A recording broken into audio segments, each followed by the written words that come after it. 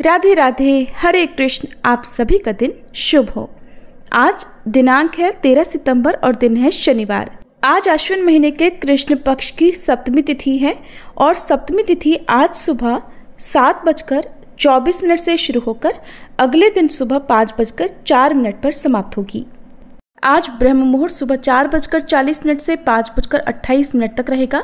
राहु काल सुबह 9 बजे से 10:30 बजे तक होगा और आज भद्रा भी लग रही है। भद्रा काल सुबह 7:23 से शुरू होगा जो कि शाम 6:11 पर समाप्त होगा और इस बार भद्रा का वास स्वर्गलोक में रहेगा। तो ये स्वर्गलोक में जब भी भद्रा होती है तो वो पूजा पाठ जैसे कामों के लिए अशुभ नहीं मानी जाती है। इससे पहले की कथा आप सभी को पसंद आई, कमेंट बॉक्स में जानकर बहुत अच्छा लगा। अब सुनिए आज की कथाएं। एक बार एक महिला थी।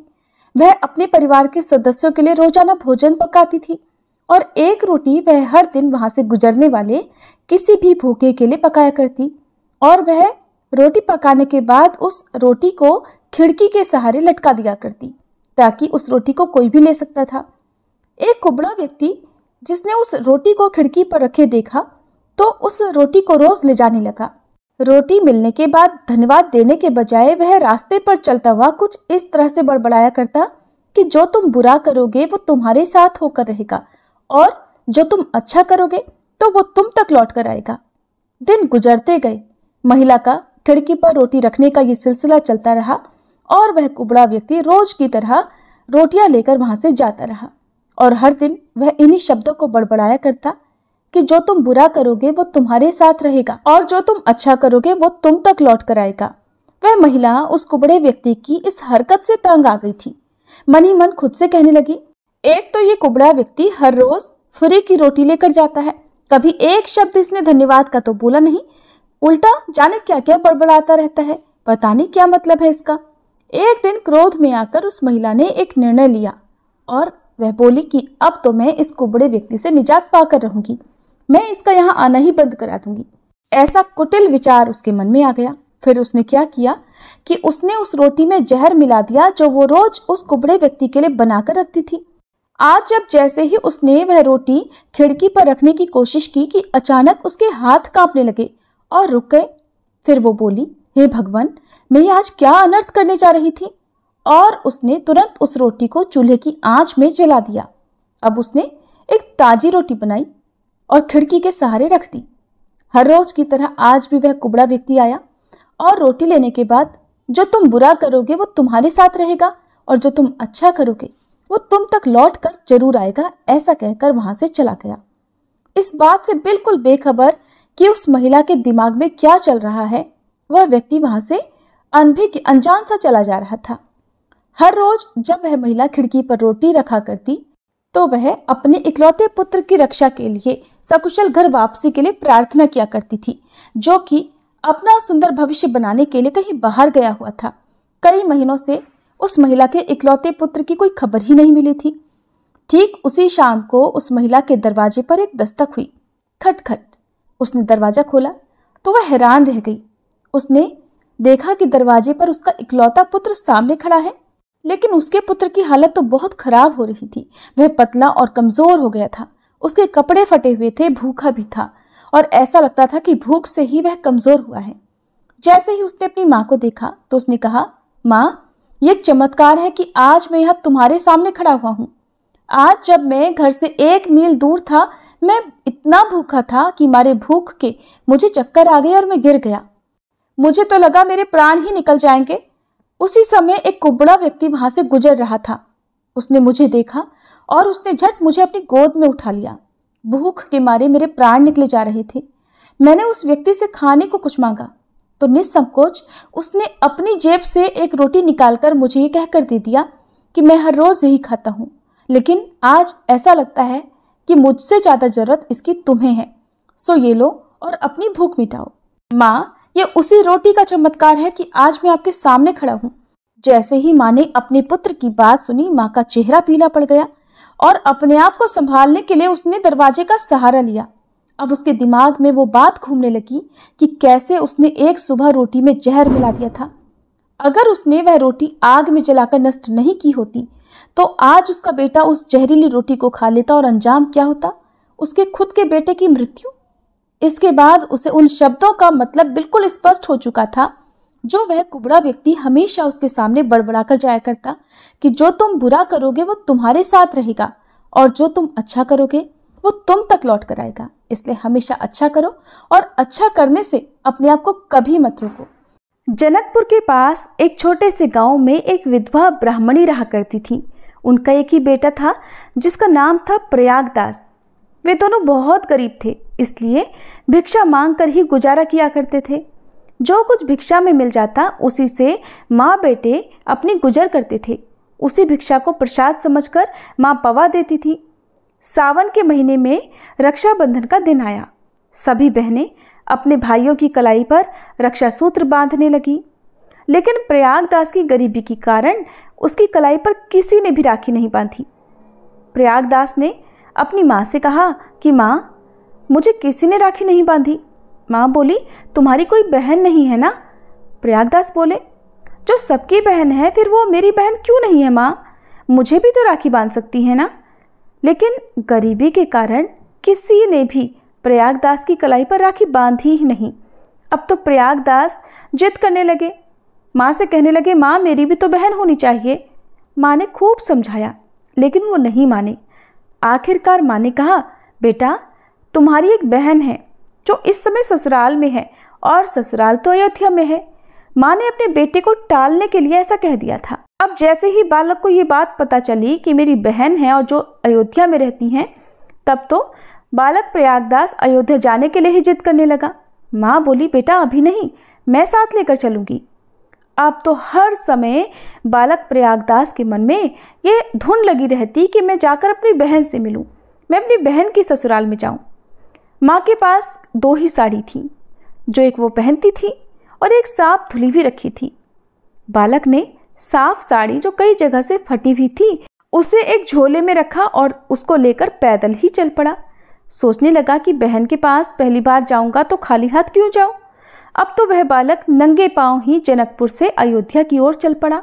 वह बालक भी अपनी माँ की तरह बहुत धार्मिक था और उसके मन में भगवान के प्रति अटूट श्रद्धा भी थी। पैदल चलते चलते नन्हा प्रयागदास बहुत थक गया और वह जंगल में एक पेड़ के नीचे थक कर सो गया।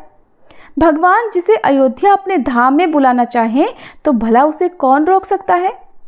बालक प्रयागदास जब सोया तो अब उस समय वो जंगल में था, लेकिन जब उसकी आंख खुली तो वह सीधा अयोध्या में था। आसपास के लोगों से उसने पूछा कि भैया ये कौन सा नगर है? लोगों ने कहा, ये तो अयोध्या है। प्रयागदास ने कहा, अरे मेरी बहन की ससुराल आ गई। बालक प्रयागदास ने एक सज्जन से पूछा, बाबा बाबा हमारी बहन यहाँ रहती है, बता दो उनका मकान कौन सा है। और उनका नाम सीता है और हमारे बहनोई का नाम श्री राम जी है। सज्जन ने बालक की बात सुनी तो कहने लगे, अरे बेटा ये तो अयोध्या नगरी है, यहाँ पर तो राम जी सीता जी का मंदिर है। परंतु प्रयागदास बोला, नहीं नहीं, मुझे मंदिर नहीं मकान का पता चाहिए जहाँ पर मेरी बहन रहती है। मैं तो अपनी बहन से मिलने आया हूँ। दिन भर खोजा लेकिन उनका घर तो कहीं मिला ही नहीं। अब वह मन ही मन बड़बड़ाने लगा। सोचने लगा, माँ ठीक कहती थी, बड़े आदमी हैं ये दिन में नहीं मिलेंगे और गरीबों के तो कोई रिश्तेदार भी नहीं होते। ठीक है कोई बात नहीं, मैं कल वापस लौट ही जाऊंगा। इसीलिए तो माँ मुझे मना करती थी और मुझे यहाँ आना ही नहीं चाहिए था। ऐसा कहते कहते वो एक पेड़ के नीचे फिर से लेटा और लेटते ही उसे नींद आ गई। रात हो चुकी थी। तभी रात में एक दिव्य प्रकाश हुआ। चारों तरफ एक दिव्य तेज छा गया। बालक हड़बड़ा कर उठा, उसकी आंखें चौधिया गई। उसने देखा एक विशालकाय हाथी सामने था। हाथी पर होदा महावत की जगह हनुमान जी, हाथी के होदा पर प्रभु श्री राम और माता सीता थी। पीछे पीछे सेवक भी चल रहे हैं। बालक को लगा कहीं ये विशालकाय हाथी मुझे पाँव के नीचे ना कुचल दे, लेकिन उसने क्या देखा कि हाथी चलता चलता रुक गया। उसके पास ही रुका और नीचे बैठ गया। सेवकों ने झटपट सीढ़ी लगाई। उसी सीढ़ी से श्री राम जी और सीता जी नीचे उतरे। हनुमान जी भी पीछे पीछे उतरे। वह बालक ये सारा दृश्य बड़ा हैरान होकर देख रहा था। तभी सीताराम जी बालक के पास आकर खड़े हो गए। अब प्रभु श्री राम ने उस बालक से कहा, बेटा ये सीता है, आपकी बहन है। प्रयागदास ने सोचा, अरे ये तो मेरा नाम भी जानते हैं और ऐसा कह रहे हैं कि ये मेरी बहन है। लेकिन प्रयागदास बोला, मुझे तो नहीं लगता ये मेरी बहन है। प्रभु ने पूछा, ऐसा क्यों? प्रयागदास कहने लगा, मैं तो अपनी बहन को अच्छी तरह पहचानता हूँ। प्रभु बोले, अच्छा बताओ तो सही, बहन की पहचान क्या होती है? प्रयागदास जी ने कहा, अगर ये मेरी बहन होती हैं तो मुझे देखकर खुशी के मारे इनकी आंखें आंसू से भर जाती, ये तो मारे खुशी के रो पड़ती। आखिरकार पहली बार हम दोनों भाई बहन जो मिल रहे होते, इस तरह चुपचाप नहीं खड़ी होती। इतना सुनते ही सीता जी ने कहा, मैया मुझे भूल गई हैं, लेकिन भाई मुझे नहीं भूला। ऐसा कहते ही सीता जी के नेत्रों में तो आंसू भर आए।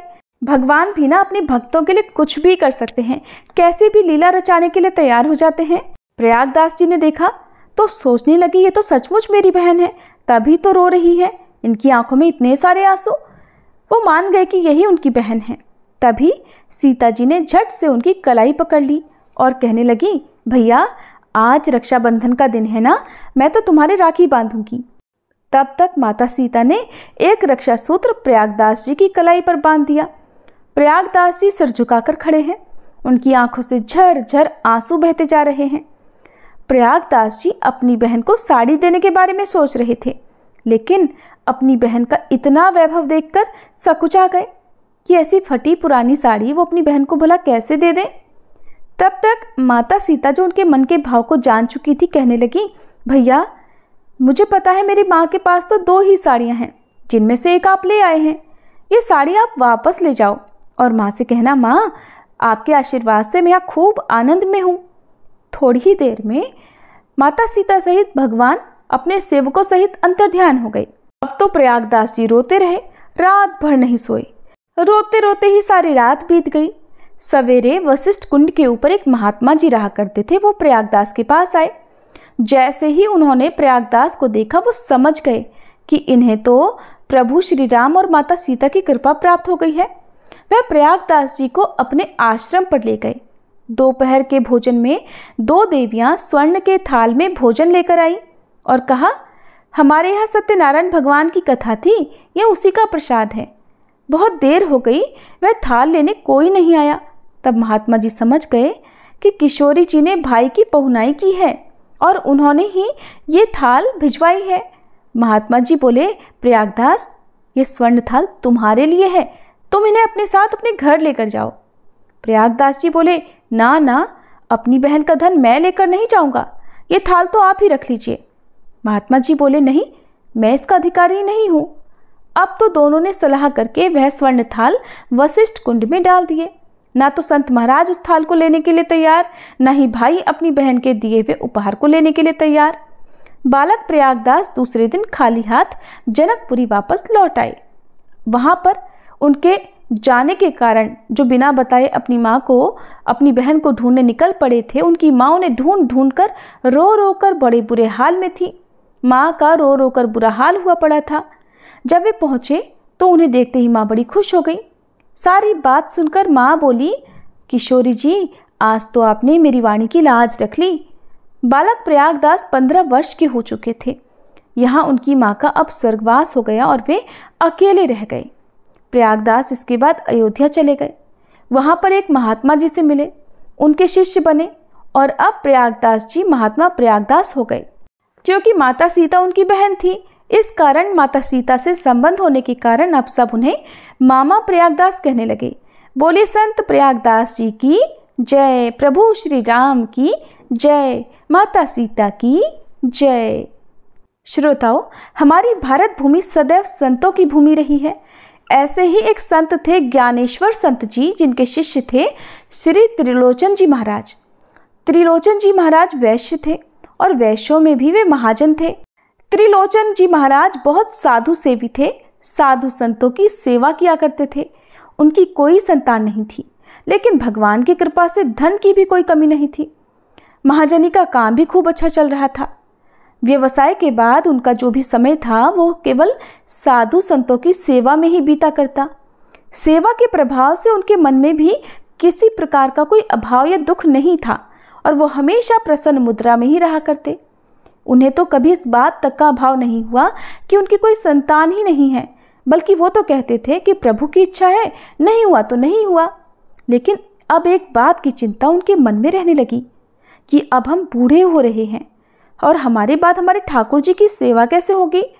और हमारे ठाकुर जी की सेवा तो अपने हाथ से करने की चीज़ है, भला किसी नौकर चाकर के हाथों से तो ठाकुर जी की सेवा नहीं करवाई जा सकती। व्यक्ति को स्वयं से ठाकुर जी की सेवा में संलग्न रहना चाहिए।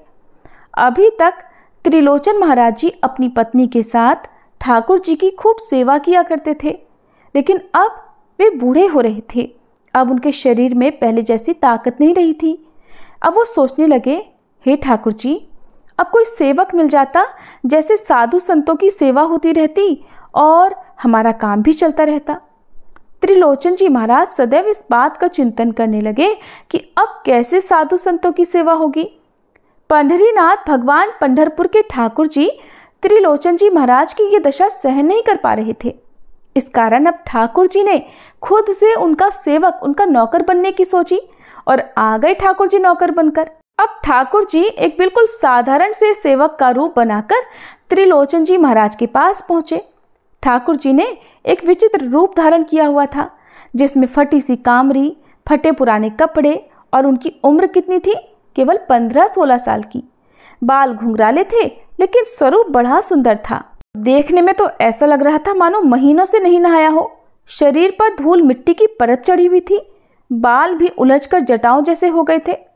यहाँ पर त्रिलोचन जी महाराज नाम जाप कर रहे हैं। उनकी आंखों से भक्ति के कारण आंसू बह रहे थे। मन में चिंतन कर रहे हैं कि प्रभु, कोई सेवक मिल जाता जो संतों की सेवा करता रहता। तब तक ठाकुर जी वहां आ गए। सेठ जी, राम राम। त्रिलोचन जी ने अपने नेत्र खोले, सोचने लगे, बड़ा सुंदर बालक है, लगता है नहाता धोता नहीं है। और कपड़े भी देखो कैसे फटे पुराने हैं, पैर में पुरानी सी फटी हुई सी जूती है। बड़े प्रेम से उन्होंने पूछा, बेटा तुम्हारा नाम क्या है? ठाकुर जी बोले, अरे बाबूजी, नाम सुनकर क्या करोगे? महाराज जी कहने लगे, अरे नाम तो जोड़ी है, नाम बताओ बेटा, नाम क्या है तुम्हारा? ठाकुर जी ने अपना नाम बताया, अंतर्यामी है मेरा नाम। त्रिलोचन जी बोले, नाम तो बढ़िया है, और अंतर्यामी, तब तो तुम सबके अंतर्मन की जानते होगे। ठाकुर जी मुस्कुराने लगे, लेकिन बोले कुछ नहीं। तब त्रिलोचन जी ने पूछा, अच्छा कहाँ रहते हो? तो ठाकुर जी बोले, हमारा तो कोई ठिकाना ही नहीं है, जहाँ जगह मिलती है हम तो वहीं रह लेते हैं। त्रिलोचन जी को लगा बेचारा अनाथ है, तभी तो दर दर भटक रहा है, जहाँ कहीं ठिकाना मिलता होगा वहीं सो लेता होगा, वहीं खा पी लेता होगा। त्रिलोचन जी ने पूछा, अच्छा तुम्हारे माता पिता कौन है, जरा माता पिता का परिचय भी दो। ठाकुर जी बोले, महाराज जी, अगर हमारे माता पिता होते तो क्या हमारी ये हालत होती, हम भी कहीं किसी अच्छे हाल में होते। त्रिलोचन जी महाराज बोले, तो बताओ ऐसे क्यों भटक रहे हो? ठाकुर जी बोले, महाराज जी, हम तो कुछ धंधा पानी के लिए भटक रहे हैं, कहीं हमारे लायक कोई सेवा मिल जाए, कोई काम मिल जाए तो हमारा भी पालन पोषण हो जाए। सुनकर त्रिलोचन जी ने पूछा, अच्छा क्या काम धंधा जानते हो, कुछ जानते हो कि नहीं? ठाकुर जी बोले, महाराज जी, हमें चारों वर्ण और चारों आश्रमों की क्या मर्यादा है, क्या सेवा है, क्या खाना पीना है, वो सब कुछ पता है। ये सुनकर त्रिलोचन जी तो खूब हंसे और बोले, देखने में तो तुम केवल 15-16 साल के ही लगते हो, और इतना अनुभव तुम्हें कैसे हो गया? ठाकुर जी बोले, आप विश्वास करो या ना करो, हम तो सब जानते हैं। अब त्रिलोचन जी ने पूछा, अच्छा एक बात तो बताओ, साधु सेवा करना आता है कि नहीं? ठाकुर जी बोले, अरे महाराज जी, आप कैसी बात करते हैं, साधु सेवा करते करते तो मेरा जन्म बीत गया। त्रिलोचन जी बड़े हंसे और बोले, ये लड़का कुछ करे या ना करे, लेकिन बोलता बहुत अच्छा है, इसको तो अपने पास रखना ही पड़ेगा। त्रिलोचन जी बोले, तुम्हें इतना अनुभव है, तुम इतने योग्य हो, तो तुम्हें अब तक कहीं कोई नौकरी क्यों नहीं मिली? कुछ ना कुछ तो खोट तुम में जरूर होगा। ठाकुर जी बोले, हाँ ना, एक है खोट हमारे अंदर, हम काम से पीछे नहीं हटते, सब काम करते हैं, पर हमारे बारे में अगर कोई शिकायत करने लग जाए तो फिर हम वहाँ पर नहीं रहते, हम वो जगह तुरंत ही छोड़ देते हैं। त्रिलोचन जी महाराज ने पूछा, अच्छा क्या शिकायत करते हैं लोग, जरा हम भी तो जाने। ठाकुर जी ने बोला, बताओ महाराज जी, हम खाते बहुत हैं, इतना खाते हैं कि लोगों को हमसे शिकायत हो जाती है। और जैसे ही लोग खाने के बारे में हमारी शिकायत करते हैं हम तुरंत वहाँ से चले जाते हैं। त्रिलोचन जी तो ये बात सुनते ही हंसने लगे। बोले, अरे हमारे घर में अन्न धन की कोई कमी नहीं है, यहाँ तुम्हें खाने से कोई नहीं टोकेगा। अच्छा बताओ तो सही कितना खा लेते हो? ठाकुर जी बोले, बस यही कुछ 5 से 7 सेर तक खा लेता हूँ। सेर का अर्थ यहाँ पर प्राचीन परंपरा के अनुसार वजन की माप है। एक सेर में लगभग 933 ग्राम होते हैं। अब देखिए ठाकुर जी ने ऐसा क्यों कहा, ये बात सोचने लायक है, क्योंकि अगर घर में ठाकुर जी विराजमान हैं तो उन्हें कम से कम 5 सेर का भोग तो अवश्य लगाना चाहिए, नहीं तो दोष लगता है।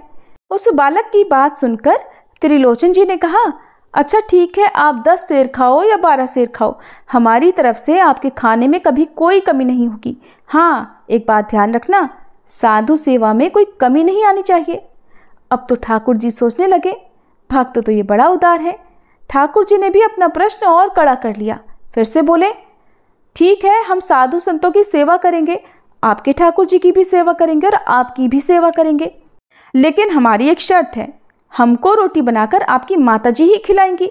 आपकी जो पत्नी हैं भक्तानी, उनको हमारे लिए खाना बनाकर हमें देना होगा। अभी तक त्रिलोचन जी की पत्नी ही खाना बनाती थी, तो उन्होंने अपनी पत्नी से कहा, सेवक तो मिल गया है, परंतु सुनो तो जरा, इसने तो एक विचित्र शर्त रखती है कि तुम्हें ही अपने हाथों से खाना बनाकर इसे खिलाना होगा। त्रिलोचन जी की पत्नी बहुत सरल स्वभाव की थी। वो बोली, अरे कोई बात नहीं है, मैं बना दिया करूंगी ना। लोग कहते थे तुम्हारा बेटा नहीं है, बेटा नहीं है, तो फिर मैं इसे अपना बेटा मानकर ही खिलाऊंगी। त्रिलोचन जी बोले, लेकिन एक बात हमेशा याद रखना, अगर ये कह दिया कि ये पेटू है, बहुत खाता है, तब ये तुरंत यहाँ से चला जाएगा। त्रिलोचन जी की पत्नी बोली, भला हम क्यों कहेंगे ये बात?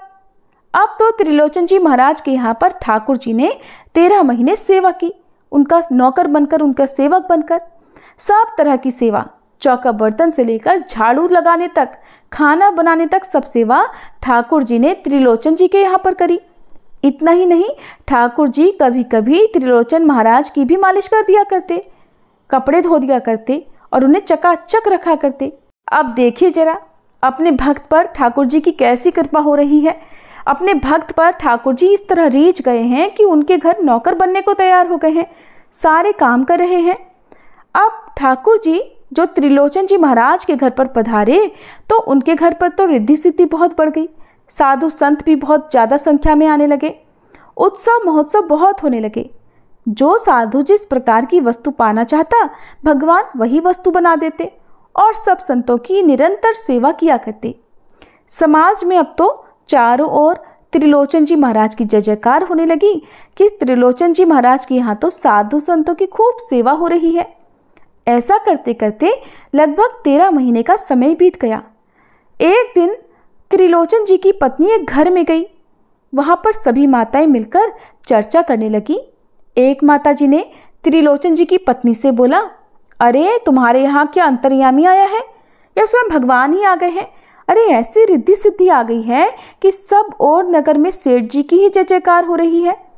सेठ जी की तो रंगत ही बदल गई है, लेकिन तुम तो अभी तक वैसी ही वैसी हो जैसी पहले थी, दुबली पतली, तुम्हारे हालात नहीं बदले। तो त्रिलोचन जी महाराज की पत्नी कहने लगी, अब क्या बताएं, अब उनको तो कुछ करना ही नहीं पड़ता, बस माला फेरते रहते हैं, भजन करते रहते हैं, थोड़ा बहुत धंधे पानी की बात होती है तो वो देख लेते हैं, अब तो उनको कोई काम ही नहीं है। वे फिर से माता जी से बोली, तब तो आपको भी कोई काम नहीं होगा, अंतर्यामी ही आपका सारा काम किया करते होंगे। अब की बार त्रिलोचन जी महाराज की पत्नी के मुंह से निकल गया, नहीं यही तो बात है, अंतर्यामी सब कुछ करता है पर अंतर्यामी की सेवा हमको करनी पड़ती है। ये बात सुनकर महिलाओं के मन में उत्सुकता जागी और उन्होंने फिर से पूछा, अच्छा क्या सेवा करनी पड़ती है? उसके हाथ पांव दबाने पड़ते हैं, कपड़े लत्ते धोने होते हैं। तो त्रिलोचन जी महाराज की पत्नी बोली, नहीं नहीं, ये कुछ नहीं करना पड़ता, बस उसको भोजन बनाकर देना पड़ता है। महिलाओं ने सुना तो कहने लगी, तब तो आपको करना ही क्या पड़ता होगा, केवल उसे खाना ही तो बनाकर देना होता होगा, और भला वो खाना भी क्या खाता होगा, केवल 16-17 साल का लड़का ही तो है, बस 2-4 रोटी ही दिन भर में खाता होगा। अब की बार तो त्रिलोचन जी महाराज की पत्नी बोल उठी, अरे कुछ मत पूछो, 5 सेर 7 सेर एक बार में ही खा लेता है। महिलाएं कहने लगी, अच्छा, देखने में तो नहीं लगता कि इतना खा लेता होगा। अब जैसे ही त्रिलोचन जी महाराज की पत्नी के मुख से ये बात निकली, उधर घर से ठाकुर जी अंतर्ध्यान हो गए। ठाकुर जी जब अंतर्ध्यान हो गए तब तो त्रिलोचन जी महाराज बड़े दुखी हुए। उनकी पत्नी भी बहुत दुखी हुई। इतने दुखी हुए कि दोनों ने खाना पीना छोड़ दिया और लगे रोने। घर घर जाकर पूछते, मेरा अंतर्यामी देखा है क्या?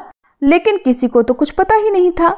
घर घर जाकर ढूंढने के बाद भी जब अंतर्यामी नहीं मिले तो आखिरकार उन्होंने निश्चय किया कि वे तो प्राण ही त्याग देंगे। अब तो साक्षात ठाकुर जी ही आ गए। ठाकुर जी बोले, हम तो सदा से संतों की सेवा किया करते हैं, नौकरी किया करते हैं, हम तो आज भी तुम्हारे नौकर बनकर आने को तैयार हैं। अब तो त्रिलोचन जी भी रोने लगे। बोले, जगन्नाथ है जगतपति, लक्ष्मीपति वैकुंठनाथ को, रुक्मणी नाथ को मैंने अपने घर पर नौकर बनाकर रखा। आपने प्रभु मेरे पैर दबाए, आपने मेरे बर्तन साफ किए। मैं तो बड़ा आदमी हूँ। प्रभु ठाकुर जी मुझे क्षमा कर दो। लेकिन भगवान ने तो उन्हें अपने हृदय से लगा लिया और बोले, नहीं नहीं, तुम दुखी मत हो, बल्कि हम तो तुम पर बहुत प्रसन्न हैं। तुम्हारे घर पर सेवक बनकर रहने में हमें बिल्कुल भी लज्जा नहीं आई, बल्कि हम तो बड़े खुश हैं। तो ऐसी है ठाकुर जी की लीलाएं अपने भक्तों पर। जब वे रीझ जाते हैं, प्रसन्न हो जाते हैं, तो देखिए क्या से क्या बन जाते हैं। प्रेम से बोली, ठाकुर जी की जय, त्रिलोचन जी महाराज की जय। भगवान तो ऐसे ही हैं, जब अपने भक्तों पर दया करते हैं तो उनके साथ न जाने कैसी कैसी लीलाएं करते हैं। ऐसा कुछ कर जाते हैं जो कि हमारे सोचने की सीमा से भी परे होता है। ऐसे ही एक भक्त थी सखुबाई। और जो अगर आपको सखुबाई की ये कथा अच्छी लगे तो वीडियो को तो लाइक जरूर कीजिएगा, कमेंट बॉक्स में भी बताइएगा। महाराष्ट्र के गांव में एक ब्राह्मण रहा करते थे। उनके परिवार में केवल 4 लोग थे। वो ब्राह्मण, उनकी पत्नी ब्राह्मणी, उनका पुत्र और उनकी पुत्रवधू। उनकी पुत्रवधू बड़ी साध्वी और भक्ता थी, जिनका नाम था सखुबाई। और बचपन से ही वो संत महात्माओं का संग करके लगातार श्री कृष्ण के चिंतन में ही लीन रहा करती। जैसे गाय कसाई के चक्कर में फंस जाती है, ठीक वैसे ही साध्वी सखुबाई की शादी भी ऐसे परिवार में हो गई जहां पर उनकी सास, ससुर और पति तीनों उनके विरुद्ध थे।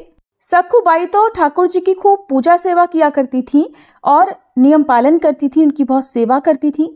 और उसके विपरीत उन्हें ऐसी ससुराल मिल गई जहां पर ठाकुर जी की पूजा सेवा तो क्या, कभी कोई भगवान का नाम तक नहीं लेता था। यहाँ तक कि उनकी सास उन्हें थप्पड़ मारती, गालियां भी दिया करती।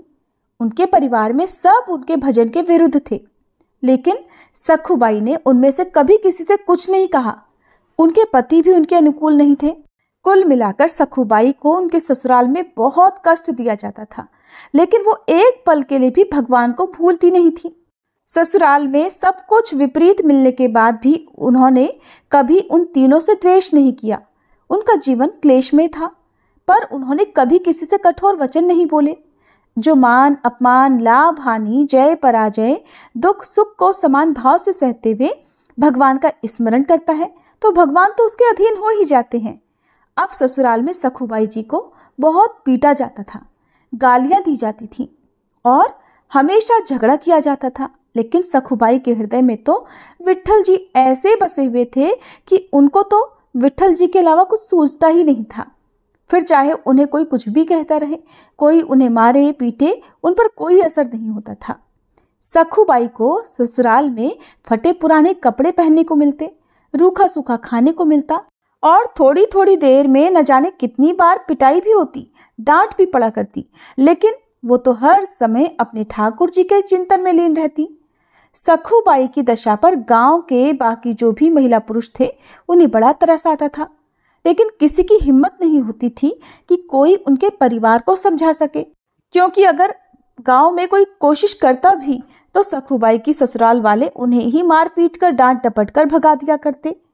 अब सखुबाई मन ही मन भगवान की कृपा का अनुभव करते हुए सोचा करती कि मेरे ठाकुर जी कितने कृपालु हैं।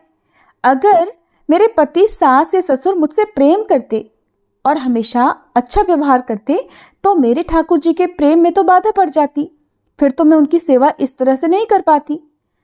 इतना सब कुछ विपरीत होने के बाद भी उन्हें कभी किसी से कोई शिकायत नहीं थी। एक दिन किसी पड़ोसन ने सखुबाई से पूछा, अरे बता तो जरा, तू इतना दुख भोगती है, तेरे मायके में कोई है नहीं क्या? न कभी कोई खबर लेने आता है, न कभी कोई तुम्हारा साथ देता है। तो सखू ने मुस्कुराते हुए कहा, जानती हो मेरा मायका कहाँ है? पंढरपुर में। और जानती हो मेरे मायके वाले कौन है? विट्ठल जी और रुक्मणी जी। और सखी मैं बताऊं, उनका परिवार तो बहुत बड़ा है, बहुत सारी संतानें हैं, और मुझे लगता है कि वो असंख्य संतानों की व्यवस्था में मुझे भूल गए हैं, इसलिए मुझ गरीब की खोज खबर लेने वो आ नहीं पा रहे, और उनकी तो मुझ पर बहुत कृपा है। अब आपको पंढरपुर के बारे में भी बता दें। पंढरपुर महाराष्ट्र का एक प्रसिद्ध धाम है। यहाँ पर एकादशी को बड़ा भारी मेला लगता है, जिसमें भगवान श्री विट्ठल जी के दर्शन करने के लिए लाखों भक्त दूर दूर से नाम कीर्तन करते हुए, नृत्य करते हुए बड़े उत्साह के साथ पंढरपुर की यात्रा करते हैं। जब यात्रा का दिन आया तो भक्तों की मंडलियां कीर्तन करते हुए, नाचते हुए पंढरपुर के लिए चारों ओर दल बना बना कर जाने लगे। भक्तों को पंढरपुर जाता देखकर सखूबाई के हृदय का बांध टूट गया। सोचा कि क्या करूं, मेरे प्रीतम का ऐसा बड़ा उत्सव हो रहा है, अगर मैं सास से पूछूंगी तो पिटाई होगी। फिर उन्होंने सोचा, सास ससुर पति इनमें से तो कोई भी मुझे जाने नहीं देगा। सखूबाई को पानी भरने के लिए रोज कृष्णा नदी में जाना होता था। उन्होंने घड़ा लिया और कृष्णा नदी में जल भरने के बहाने घर से निकल गई। अब प्रेमी भक्तों के संकीर्तन दल को देखकर सखू के हृदय में प्रेम उमड़ पड़ा। पंढरपुर जाने की इच्छा उनके मन में इतनी तीव्र हो गई कि उन्होंने पानी भरने वाला घड़ा वहीं रखा और वह भक्तों की मंडली में चली गई। सारी सुध-बुध भूल गई कि मेरे ससुराल वाले पीछे मेरे साथ जाने क्या व्यवहार करेंगे। उन्हें तो बस एक ही बात का स्मरण था, अपने विट्ठल जी के दर्शन। अब जब वो जा रही थी तो उनकी एक पड़ोसन ने उन्हें मंडली के साथ जाते हुए देख लिया और तुरंत दौड़कर उसकी सास को बता दिया कि आपकी बहू तो संतों की मंडली के साथ भाग गई है। अब सास और पति ने बड़े बड़े डंडे निकाले और उन्होंने सखू को रोकने के लिए दौड़ लगाई। उन्होंने देखा कि सखूबाई अपने प्रीतम के दर्शन करने के लिए बहुत इच्छुक थी और भक्तों के बीच में भगवत प्रेम में उन्मत्त हो रही थी। वो तो बस अपने विट्ठल जी को याद करते हुए, नृत्य करते हुए, भजन कीर्तन करते हुए झूमती गाती जा रही थी। ना उन्हें अपने केशों का ध्यान था, ना अपने वस्त्रों का। जब उन्हें इस तरह से जाते हुए उनके सास और उनके पति ने देखा तो वो सब उनको बाल पकड़कर घसीट कर उन्हें मंडली से बाहर लेकर आए और वहीं पर उन्हें डंडे से मारना शुरू कर दिया। फिर घर ले जाकर उन तीनों ने मिलकर सखूबाई की खूब पिटाई की और सखूबाई रोते रोते भी, पिटते पिटते भी केवल हाँ विट्ठल, हाँ कृष्ण, हाँ गोविंद कहती रही। इसके अलावा उन्होंने एक और शब्द अपने मुंह से नहीं निकाला। बुरी तरह पिटते रहने के बाद भी सास ने कहा, ये तो मामूली मार है, इससे ये मानने वाली नहीं है, इसे ऐसा पीटो कि ये चलने के लायक ना रहे, वरना ये फिर भाग जाएगी और पंढरपुर की यात्रा करेगी। अभी तो और 2 सप्ताह है पंढरपुर की यात्रा में, इसको पकड़कर खंभे से बांध दो और 2 सप्ताह तक न रोटी न पानी और रोज इसकी पिटाई करो, तभी ये मानेगी। सास की आज्ञा पर सखूबाई को उनके पति और ससुर ने खंभे से बांध दिया, खूब पिटाई की और उन्हें भोजन पानी देना सब कुछ बंद कर दिया। अब सखूबाई के हृदय में ये दुख नहीं था, ये मलाल नहीं था कि मुझे बांध दिया गया, मुझे मारा गया, मुझे गाली दी गई। अगर उनके हृदय में पीड़ा थी तो सिर्फ एक ही पीड़ा थी कि हे श्री कृष्ण, आपके भक्तों के बीच में मुझे कितना सुख मिल रहा था। पहली बार जीवन में भक्त मंडली में मुझे नाचने को मिला और मैं आपके दर्शन के लिए जा रही थी। ठाकुर जी, मेरी सामर्थ्य नहीं कि मैं इस जन्म में इस नरक से निकल सकूं। हे करुणा निधान, हे ठाकुर जी, क्या ऐसा नहीं हो सकता कि मैं इस जन्म में आपके दर्शन कर पाऊं? क्या मैं आपके मंदिर में आकर आपके भक्तों के बीच में नहीं नाच सकती? सखूबाई ठाकुर जी को याद करते करते आंसू बहाती जा रही थी और कहती जा रही थी कि हे कृष्ण, ऐसा कुछ तो उपाय करो कि मैं आपके दर्शन कर सकूं। मैं बहुत पतित हूँ, दीन हूँ, अधम हूँ, मेरी सामर्थ्य नहीं है प्रभु कि मैं आप तक आ सकूं। हे प्रभु, अब तो कृपा करो। कितना सुंदर अवसर मिला है, भक्तों की मंडलियां जा रही हैं और आपके दर्शन करने के लिए बार बार अवसर नहीं आएगा। नाथ, अब तो कृपा करो, मुझे आपके दर्शन करने हैं ठाकुर जी। अगर आप कृपा करोगे तभी तो दर्शन हो सकते हैं, वरना तो मेरी सामर्थ्य नहीं है कि मैं इस चंगुल से छूट सकूं। सखुबाई जी मन ही मन ठाकुर जी को याद कर रही थी, चिंतन कर रही थी। और जब भक्त, और वो भी सच्चा भक्त, किसी पीड़ा में हो, किसी तकलीफ में हो, तो भला ठाकुर जी चैन से कैसे रह सकते हैं। अब इधर रुक्मणी जी ने देखा कि प्रभु के चेहरे पर तो उदासी और बड़ी चिंता थी। उनका चेहरा सोच में डूबा हुआ था। उन्होंने ठाकुर जी से पूछा कि नाथ, आप चिंता में कैसे? लगता है आपका कोई भक्त कष्ट में है। भगवान ने कहा, हाँ, एक ऐसी भक्त है जिसको बहुत पीटा जा रहा है, क्लेश दिया जा रहा है, बहुत परेशान किया जा रहा है, और वो मेरी भक्त मुझसे मिलना चाह रही है, लेकिन उसको बांध दिया गया है। आपको थोड़े दिन के लिए हमसे विरह सहना पड़ेगा रुक्मणी जी, क्योंकि हमें अब कुछ दिन वहां रहना पड़ेगा, तभी बात बनेगी। रुक्मणी जी से ऐसा कहकर ठाकुर जी तुरंत ही सखुबाई के पास गए। वहां गए तो उन्होंने देखा कि एक खंबे से मोटी मोटी रस्सियों से जकड़कर उन्हें बांधा गया है। उनकी हालत बड़ी दयनीय हो रखी थी। न उन्हें भोजन दिया जा रहा है, न पानी दिया जा रहा है, गालियां दी जा रही हैं और बस पिटाई की जा रही है। सखुबाई की आंखों से लगातार आंसू बह रहे थे। उनके गालों पर सिर्फ आंसू के निशान थे। बाल बिखरे हुए, कपड़े मैले थे, और वो इस हाल में भी प्रभु के ध्यान में निमग्न थी। तब ठाकुर जी ने एक बहुत सुंदर नवयुवती का रूप धारण किया और आकर बोले, सखुबाई, मैंने सुना है कि तुम पंढरपुर जाना चाहती हो, चलोगी मेरे साथ पंढरपुर? पंढरपुर का नाम सुनते ही सखुबाई ने तुरंत आंखें खोली और कहा, सखी, मुझ पापिनी के भाग्य में ऐसा कहा कि मैं भक्त मंडली के साथ पंढरपुर जाऊं? तुम देख तो रही हो मेरी दशा। स्त्री रूपी ठाकुर जी ने कहा, बाई, तुम जानती नहीं हो, मैं तो लेकिन तुम्हें बहुत समय से जानती हूँ। तुम तो मेरी बहुत प्रिय सखी हो। अच्छा, अब उदास मत हो। मैं जिसकी सखी होती हूँ ना, उसको मैं कभी उदास नहीं देख सकती। चलो, मैं तुम्हारी रस्सी खोल देती हूँ और तुम भागो और जाओ मंडली के साथ।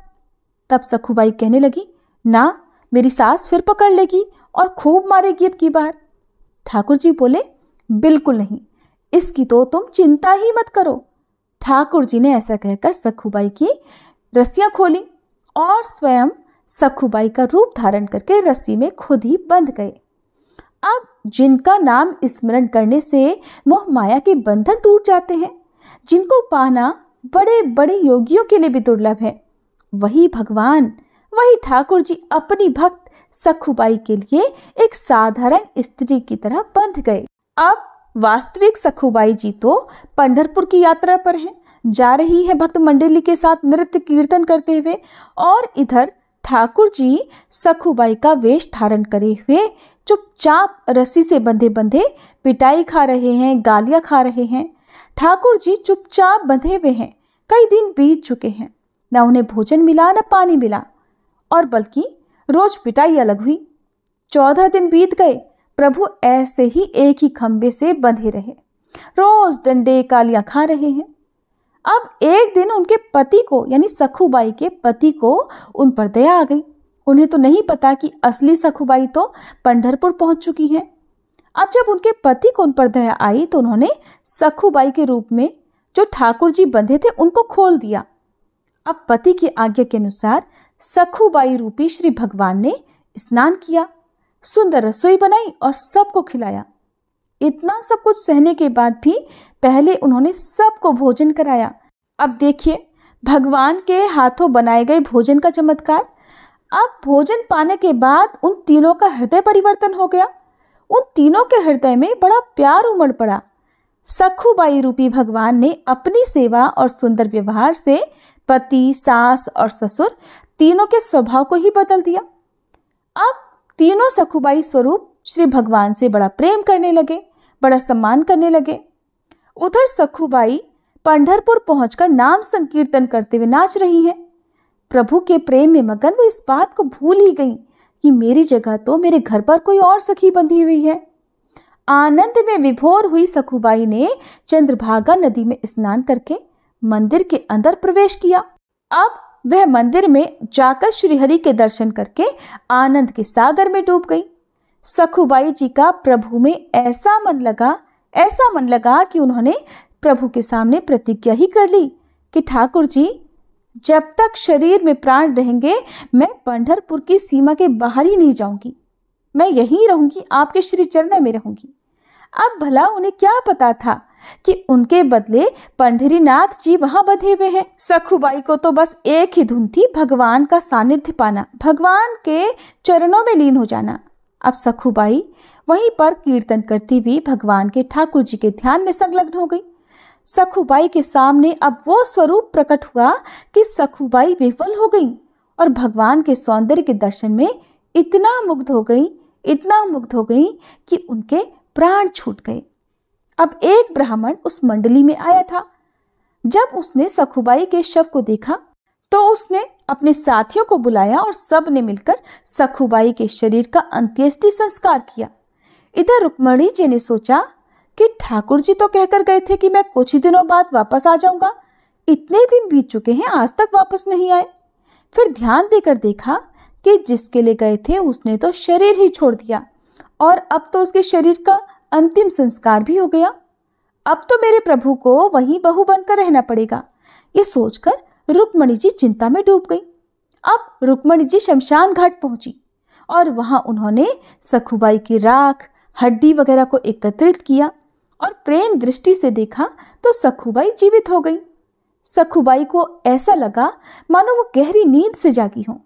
और फिर उसी रात को स्वप्न में रुक्मणी जी ने सखुबाई से कहा, देखो पुत्री, तुम्हारा प्रण पूरा हुआ। तुमने कहा था कि जब तक इस शरीर में प्राण रहेंगे मैं पंढरपुर की सीमा के बाहर नहीं जाऊंगी। अब तुम्हारा वो शरीर तो जल गया, अब तुम लौट जाओ। मेरे प्रीतम तुम्हारे रूप में तुम्हारे घर पर हैं। आदेश पाकर सखुबाई आनंद मगन होकर 2 दिन बाद यात्रियों के साथ वापस लौट आई। अब सखुबाई को आता देखकर सखु वेशधारी भगवान पंढरीनाथ जो वहां बहु रूप में थे, उन्होंने सोचा कि अगर वो यहाँ आ गई और मैं भी यहाँ रहा तब तो बड़ी गड़बड़ हो जाएगी, सारी पोल पट्टी खुल जाएगी। ठाकुर जी ने तुरंत सास से कहा कि माँ जी मैं पानी लेने जा रही हूँ। कहते ही उन्होंने घड़ा लिया, घाट पर आई और पूर्व परिचित सखी का वेश धारण करके असली सखुबाई से मिली। उन्हें देखते ही सखुबाई को तो सारी बातें याद आ गई। सखुबाई ने दौड़कर उन्हें हृदय से लगाया और कहने लगी, सखी, आपकी कृपा से मुझे पंढरपुर जाने को मिला, मुझे मेरे ठाकुर जी के दर्शन हुए। ऐसा कहकर उन्होंने उनके चरणों को पकड़ लिया और रोने लगी, कहने लगी, बहन, मेरे पीछे तो तुम्हें बड़ा कष्ट भोगना पड़ा होगा। ठाकुर जी कहने लगे, अरे तुम चिंता मत करो, तुम तो सुखी हो गई ना। सखुबाई ने कहा, हाँ हाँ, मैं तो बहुत सुखी हूँ। तब ठाकुर जी भी बताने लगे कि मुझे भी कोई कष्ट नहीं हुआ और अगर तुम्हें सुख मिला तो हर कष्ट तो मेरे लिए सुखमय है। अच्छा, तुम अब ये घड़ा लो, इसमें जल भरो और घर जाओ। सखुबाई घड़ा भरकर अपने घर को आ गई और ठाकुर जी अंतर्ध्यान हो गए। सखुबाई घड़ा उठाकर घर पहुंची और स्वाभाविक अपने रोज के काम में लग गई। सखुबाई को सास, ससुर और पति के बदले हुए स्वभाव को देखकर बड़ा आश्चर्य हुआ कि इतना प्यार मिल रहा है। वो हैरान रह गई क्योंकि इससे पहले जब वो घर छोड़ कर गई थी तब तो उनके सास, ससुर, पति सब कोई मिलकर उन्हें मारते थे, डांटते थे, गालियां देते थे, खंभे से बांध कर रखते थे। इतना हृदय परिवर्तन देखकर उनके आश्चर्य का ठिकाना नहीं रहा। दूसरे दिन वही ब्राह्मण जिसने सखुबाई के शरीर का अंतिम संस्कार किया था पंढरपुर से दर्शन करके वापस आया। जब वापस आया तो सीधे सखुबाई जी की ससुराल गया और वहां जाकर कहने लगा कि मैं आपको एक खबर देने आया हूँ। आपकी बहू पंढरपुर गई थी, जहाँ ठाकुर जी के दर्शन करके उसके तो प्राण निकल गए और फिर हम सब ने उसके शरीर का वही अंतिम संस्कार भी कर दिया। ये बात सुनकर परिवार वाले कहने लगे, अरे कैसी बात कर रहे हो ब्राह्मण देवता, हमारी बहू तो घर के अंदर है, काम कर रही है। और जब ब्राह्मण देवता को विश्वास नहीं हुआ तो सासू ने आवाज लगाई। आवाज सुनते ही सखुबाई सामने आ गई। उन्हें सामने देखकर उन ब्राह्मण के तो होश उड़ गए। आखिर ब्राह्मण के बहुत कहने पर उन्होंने सखु को अपने पास बुलाकर पूछा कि अच्छा एक बात बताओ, हमने तो तुम्हें यहाँ बांध कर रखा था, लेकिन ये ब्राह्मण देवता कह रहे हैं कि तुम पंढरपुर में गई और वहीं पर मर गई। भला ऐसा कैसे हो सकता है? ये कैसे सच हो सकता है? तुम तो यहीं थी। तब सखुबाई जी ने कहा ये जो कह रहे हैं ये बिल्कुल सच कह रहे हैं। जिस समय आपने मुझे बांध कर रखा था उसी समय कोई नवयुवती स्त्री आई थी और उसने मेरी सहायता की, मुझे खोल दिया। तब मैं भक्त मंडली के साथ में पंढरपुर गई और मेरे बदले वो यहाँ बंधी रही। मुझे तो उसने वहां भेज दिया और यहाँ पर वो आप सबका प्रतिकूल व्यवहार सहती रही, आप सबकी मारपीट सहती रही। मैं पंढरपुर जरूर गई थी और वहां एक दिन मैं बेहोश भी हुई। बाद में मुझे पता चला कि मैं तो मर गई थी और फिर मेरे शरीर को जलाया भी गया था, पर रुक्मणी जी ने मुझे फिर से जिंदा कर दिया और वापस भेज दिया। और जब मैं नदी के पास आई तो वही युवती जिसने मुझे खोला था और जो मेरी जगह बंद कर खड़ी हो गई थी, वो मुझे घड़ा देकर चली गई। आप लोग जानते हैं वो युवती कौन थी? तो सास ससुर और पति कहने लगे, नहीं, हमें तो नहीं पता। सखुबाई ने कहा, जब वो चली गई तब मुझे पता चला कि वे मेरे पांडुरंग विट्ठल जी ही थे। और आप लोगों का तो बड़ा सौभाग्य है कि आपको मेरे इष्ट के दर्शन हो गए। ऐसा सुनते ही सखुबाई के सास ससुर और पति उनके चरणों में गिर पड़े और कहने लगे, हमने तुम्हें पहचाना नहीं। हमारे घर में ऐसी परम भक्त परम साध्वी रहती है जिसके अधीन श्री भगवान है। हमने तुम्हें बहुत सताया, बहुत कष्ट दिया, हम पर कृपा करो। संत सखुबाई ने सास ससुर और पति को भक्ति का उपदेश दिया। अब तीनों भजन परायण होकर सखुबाई की कृपा से भगवत धाम को प्राप्त हुए। इसीलिए भक्त अगर भक्ति के मार्ग में आगे बढ़ रहा हो और उसके जीवन में चाहे कितनी परेशानियां, कितने भी कष्ट आए, तो उसे उन कष्टों से घबराना या परेशान होना बिल्कुल नहीं चाहिए, बल्कि उसे तो खुश होना चाहिए कि अब श्री हरि जल्दी ही आने वाले हैं। क्योंकि जब जब भगवान हमारे जीवन में कष्टों को भेजते हैं तो समझ लीजिए कि अब उनकी कृपा दृष्टि होने वाली है। जब जब प्रतिकूलता किसी भक्त के जीवन में आई हो तो भगवान का ऐसा अवतार हुआ है जो ना तो पुराणों में लिखा है, ना ही शास्त्रों में। हरि हमें हर क्षण देख रहे हैं, इसलिए कभी निराश मत होना।